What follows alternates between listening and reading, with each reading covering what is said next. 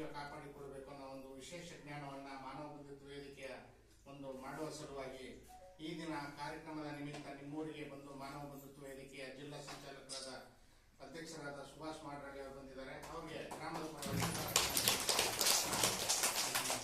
ಅದೇ ರೀತಿ ಈ ಕಾರ್ಯಕ್ರಮವನ್ನ ಆಯೋಜನೆ ಮಾಡಬೇಕು ಅಂತ ಉತ್ಸುಕರಾಗಿರ್ತಕ್ಕಂಥ ನಮ್ಮ ಮಾನವ ಬಂಧುತ್ವ ವೇದಿಕೆಯ ತಾಲೂಕು ಸಂಚಾಲಕರಾದ ಆರ್ ಸೋಮಣ್ಣವರು ಭಾಗವಹಿಸಿದ್ದಾರೆ. ಅವರು ಸಹ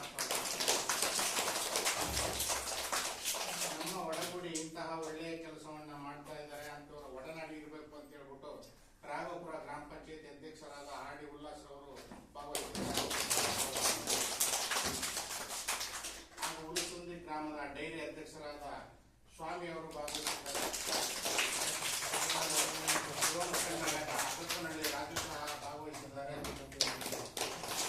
ಆಸ್ಪತ್ರೆಯಲ್ಲಿ ಸಹಾಯಕರಾಗಿರ್ತಕ್ಕಂಥ ನಾರಾಯಣರವರು ಭಾಗವಹಿಸಿದ್ದಾರೆ. ಅವರು ಸಹ ಹಾಗೂ ಪ್ರಮುಖವಾಗಿ ಒಳಗೂಡಿಯಂತಹ ಸೇವಾ ಕಾರ್ಯದಲ್ಲಿ ತೊಡಗಿಸಿಕೊಳ್ಳಬೇಕೆಂದು ರಾಮೇಗೌಡರು ಆಗಮಿಸಿದ್ದಾರೆ.